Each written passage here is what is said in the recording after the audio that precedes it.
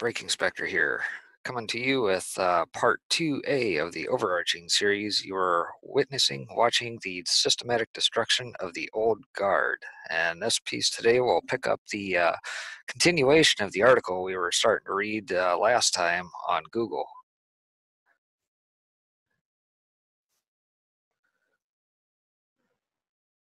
And if you remember right, on part 1 we covered GM, which you can go back on the channel here and take a look at your leisure if you so desire. And today, like I said, we're continuing on in the article, very long read, on how the CIA made Google, which you can see right here. And if you missed part 1, I want to encourage you to go back on our channel here and take a listen to this, where we had good discussion on this article from 3 years ago. So let's just jump right in. Don't know if we'll get all the way through that here today. We may cut it around the 30-minute mark here and see where we're at and go from there. But jumping in, we'll start at update 2:05 p.m. GMT, 2nd of February 2015. Since publication of this article, Professor Thrasingham has amended her article referenced above. The amended version includes a new modified statement, followed by a copy of the original version of her account of the MDDS. In this amended version, Thrasingham rejects the idea that CIA funded Google and says instead, in fact, Professor Jeffrey Ullman at Stanford and my colleague at Mitra, Dr. Chris Clifton, together with some others developed the query flux system as part of MDDS, which produced solutions for mining large amounts of data stored in databases. Also, Mr. Sergey Brin, the co-founder of Google, was part of Professor Ullman's research group at that time. I remember visiting Stanford with Dr. Rick Steinheiser from the intelligence community periodically, and Mr. Brin would rush in on rollerblades, giving his presentation and rush out.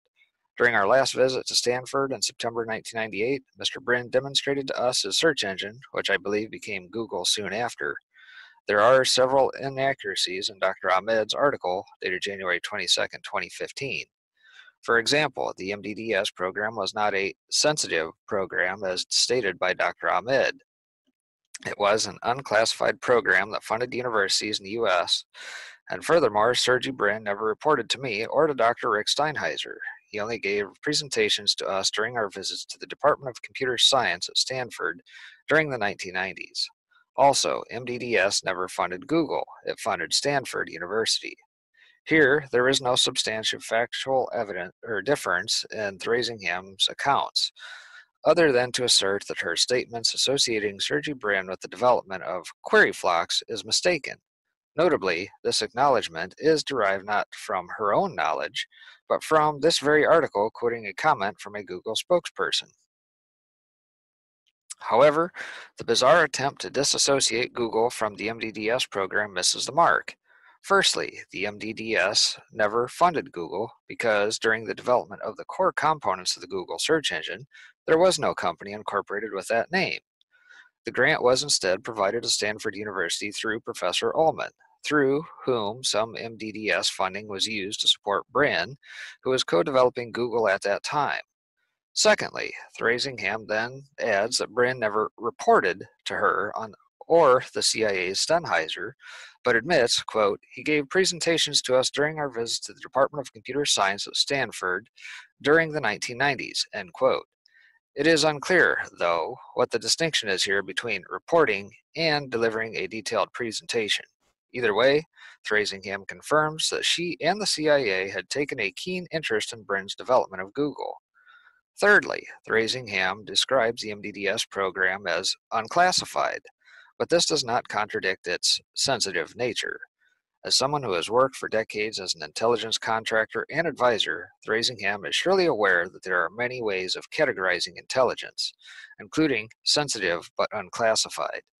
A number of former U.S. intelligence officials I spoke to said that the almost total lack of public information on the CIA and NSA's MDDS initiative suggests that although the program was not classified, it is likely instead that its contents was considered sensitive, which would explain efforts to minimize transparency about the program and way it fed back into developing tools for the U.S. intelligence community. Fourthly, and finally, it is important to point out that the MDDS abstract, which Thrasingham includes in her University of Texas document, states clearly not only that the Director of Central Intelligence, CMS, CIA, and NSA were the overseers of the MDDS initiative, but that the intended customers of the project were DoD, IC, and other government organizations, the Pentagon, the U.S. intelligence community, and other relevant U.S. government agencies. In other words, the provision of MDDS funding to Brin through Ullman under the oversight of Thrasingham and Stenheiser was fundamentally because they recognized the potential utility of Brin's work developing Google to the Pentagon, intelligence community, and the federal government at large. Very interesting. The MDDS program is actually referenced in several papers co-authored by Brin and Page while at Stanford, specifically highlighting its role in financially sponsoring Brin in the development of Google.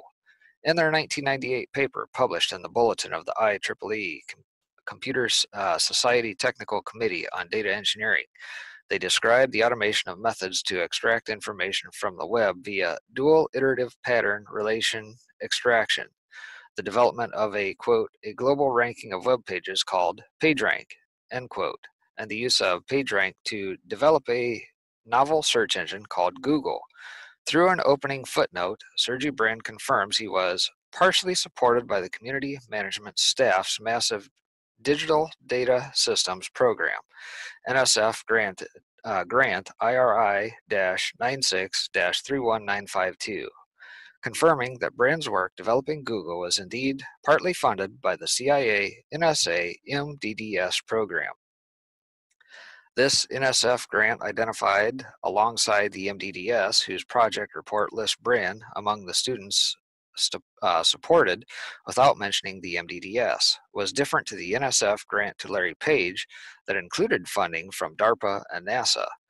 The project report, authored by Brin's supervisor, Professor Ullman, goes on to say under the section, indications of success, that, quote, there are some new stories of startups based on NSF-supported research, end quote.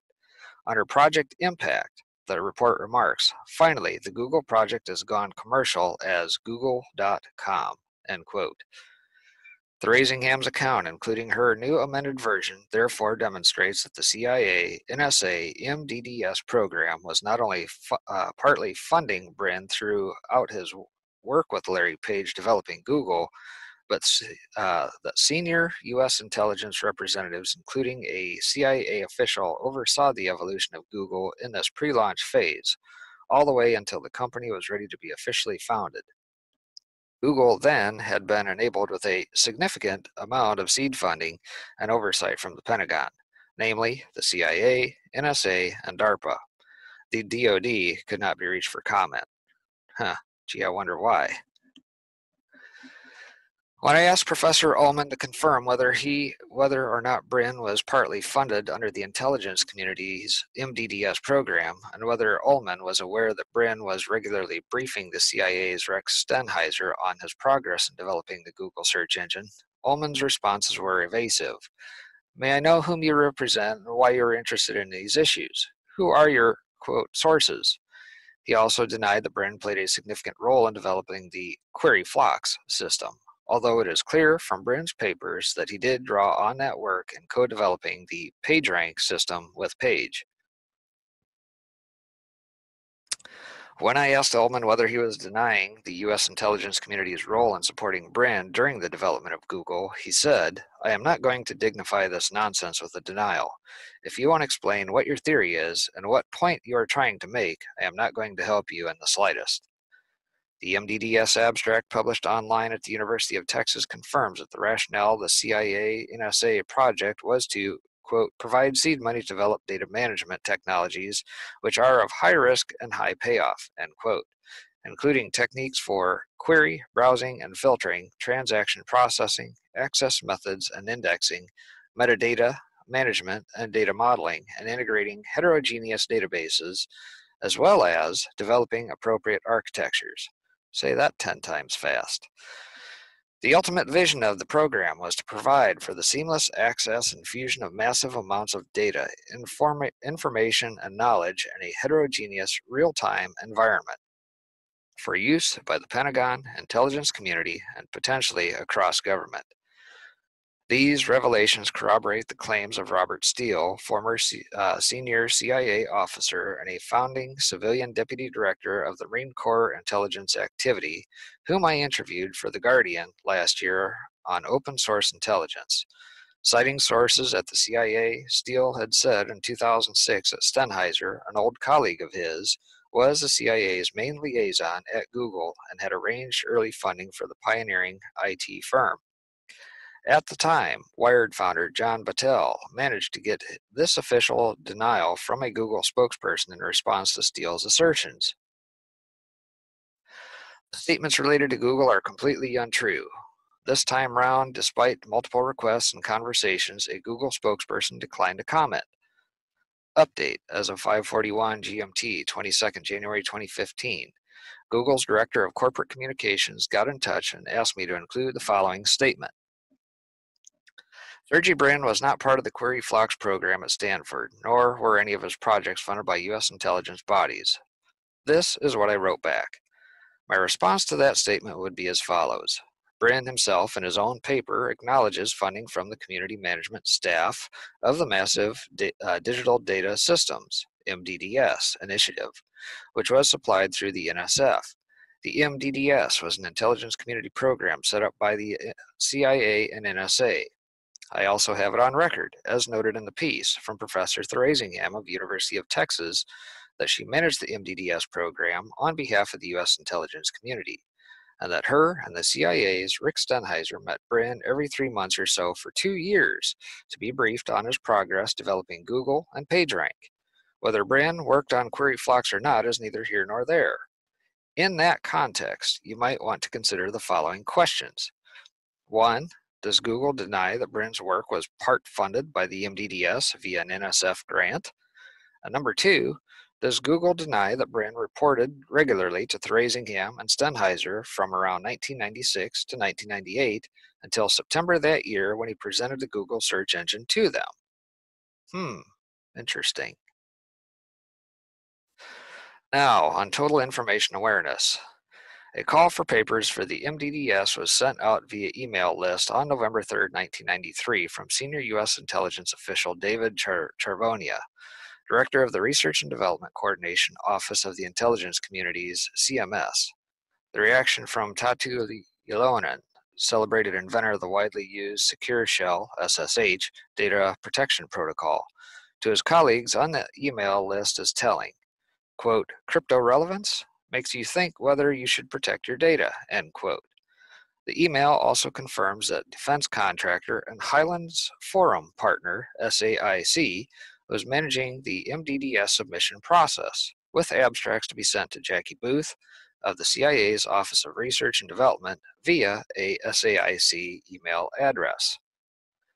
By 1997, Thrasingham reveals, shortly before Google became incorporated and while she was still overseeing the development of its search engine software at Stanford, her thoughts turned to the national security applications of the MDDS program.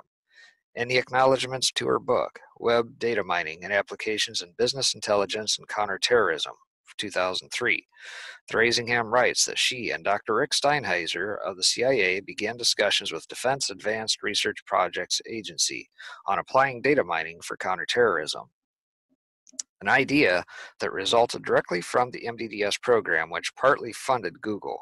Quote, these discussions eventually developed into the current EELD, Evidence Extraction and Link Detection program at DARPA. So the very same senior CIA official and CIA NSA contractor involved in providing the seed funding for Google were simultaneously contemplating the role of data mining for counterterrorism purposes and were developing ideas for tools actually advanced by DARPA.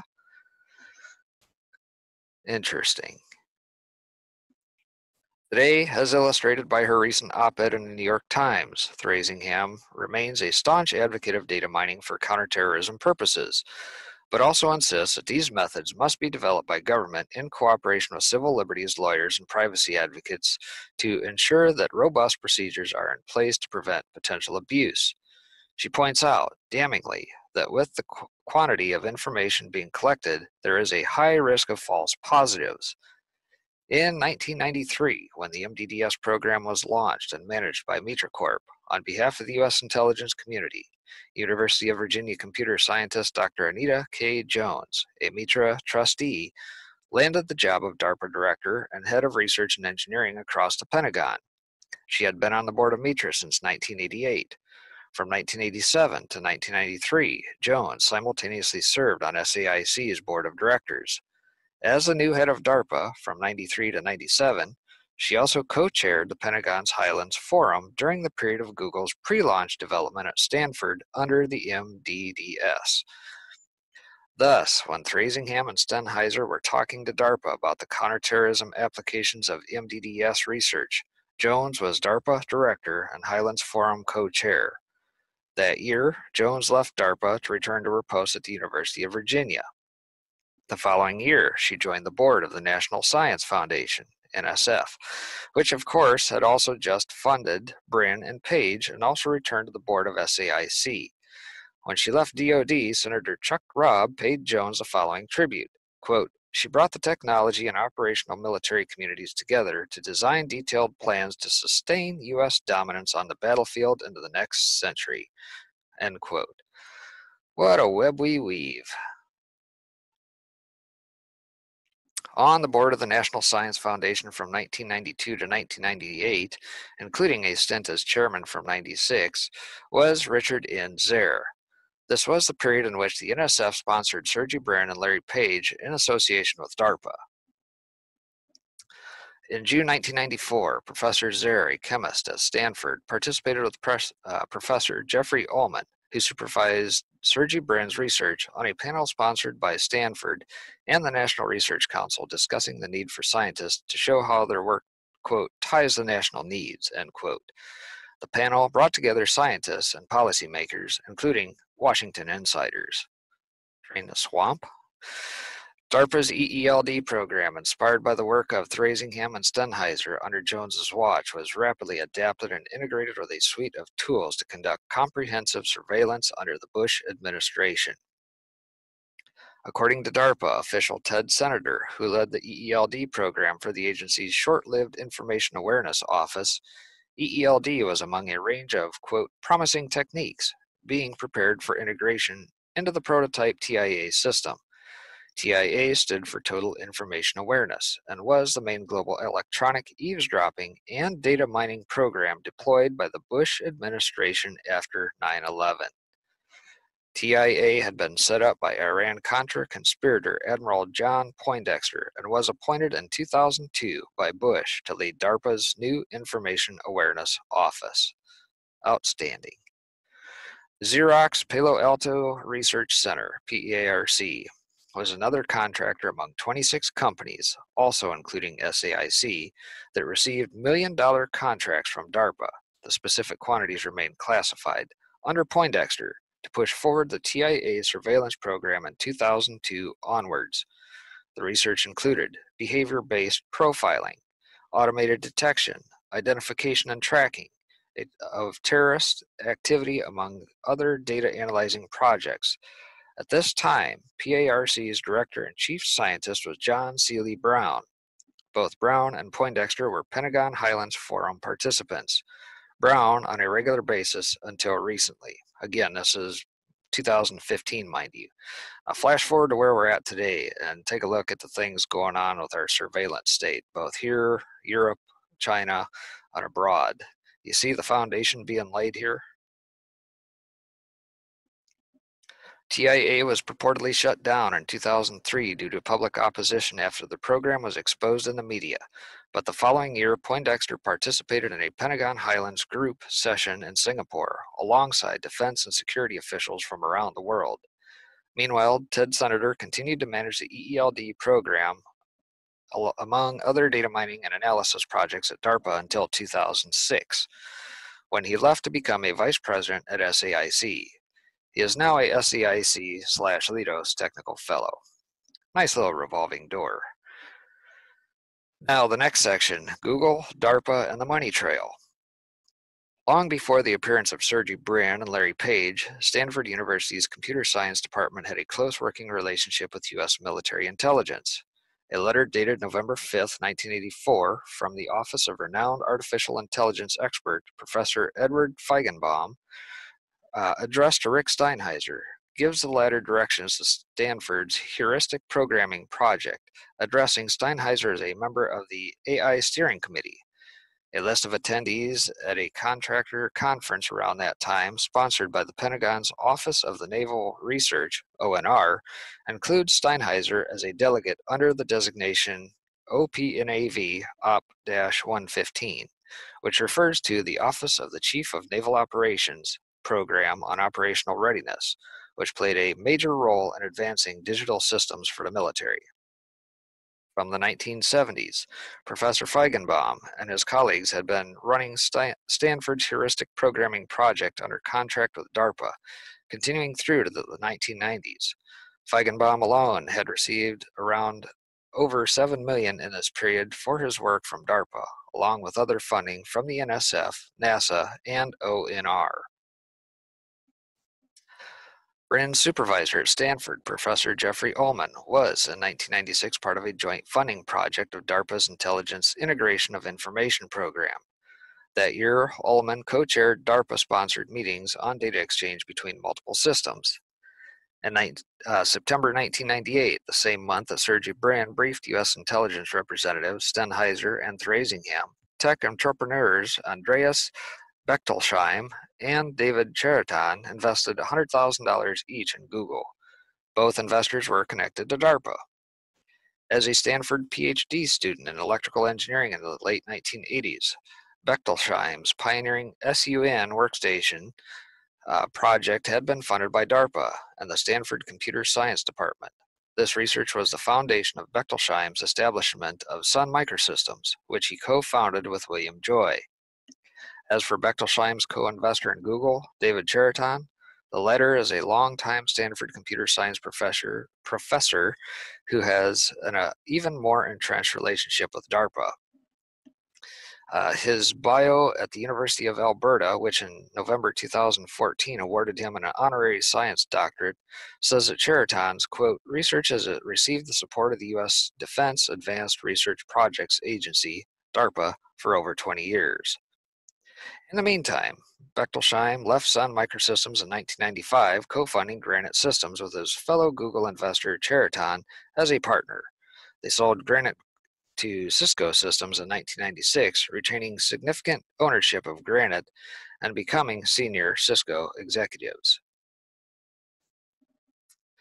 An email obtained from the Enron corpus, a database of 600,000 emails acquired by the Federal Energy Regulatory Commission and later released to the public, from Richard O'Neill inviting Enron executives to participate in the Highlands Forum, shows that Cisco and Granite executives are intimately connected to the Pentagon.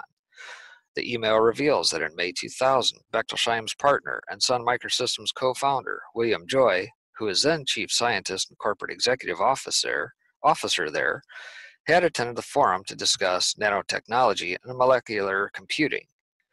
In 1999, Joy had also co-chaired the President's Information Technology Advisory Committee, overseeing a report acknowledging that DARPA had, quote, revised its priorities in the 90s so that all information technology funding was judged in terms of its benefit to the warfighter, end quote. Throughout the 1990s, then, DARPA's funding to Stanford, including Google, was explicitly about developing technologies that could augment the Pentagon's military intelligence operations in war theaters. The Joy Report recommended more federal government funding from the Pentagon, NASA, and other agencies to the IT sector. Greg Papadopoulos, another of Bechtolsheim's colleagues, as then Sun Microsystems Chief Technology Officer, also attended a Pentagon's Highlands Forum meeting in September 2000.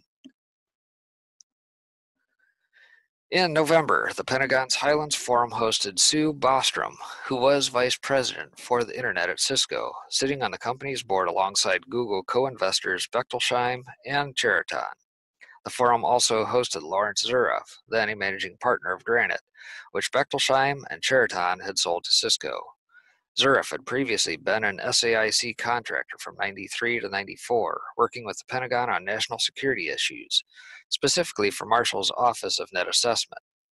In 1994, both the SAIC and the ONA were, of course, involved in co-establishing the Pentagon Highlands Forum. Among Zarif's output during his SAIC tenure was a paper titled, quote, Understanding Information War, which delivered at a SAIC-sponsored U.S. Army Roundtable on the Revolution in Military Affairs. After Google's incorporation, the company received $25 million in equity funding in 1999, led by Sequoia Capital and Kleiner Perkins, Cofield, and Byers. According to the Homeland Security Today, a number of Sequoia bankrolled startups have contracted with the Department of Defense, especially after 9/11, when Sequoia's Mark Kvam met with Defense Secretary Donald Rumsfeld to discuss this application of emerging technologies to warfighting and intelligence collection. Similarly, Kleiner Perkins had developed a, quote, close relationship with In-Q-Tel, the CIA venture capitalist firm that funds startups to advance priority technologies of value to the intelligence community. And we've certainly talked about In-Q-Tel a little bit with some Q-drops past. John Doerr, who led the Kleiner Perkins investment in Google, obtaining a board position, was a major early investor in Bechtolsheim Sun Microsystems at its launch. He and his wife Ann are the main funders behind Rice University's Center for Engineering Leadership, RCEL, which in 2009 received $16 million from DARPA for its platform-aware compilation environment, PACE, Ubiquitous Computing R&D program.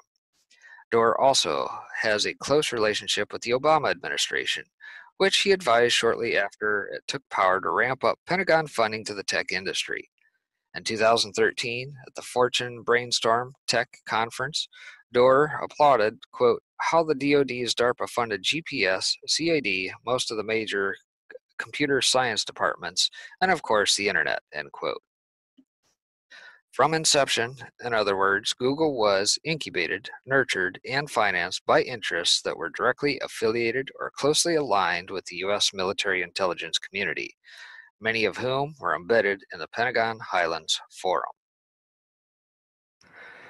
And with that, I think this is probably a pretty good spot to stop, as it's a good logical spot in the article before we begin the next section here and kind of close this article out. But from what we discovered here today, that you can certainly see the back web of interconnectivity of various agencies within the government, DoD, CIA, NSF, all these organizations, how they're tied to the In-Q-Tels, the Cisco's, the various players throughout. And so you're seeing this all aligned. And granted, this article is 3 years old, but it's just as relevant today as it was back then when this thing's written, because the days of spy agencies and social media credit scores and all that stuff that we've seen in the backdrop are coming to fruition right in front of our eyes. So stay tuned, and we'll come back and hit the rest of this article shortly.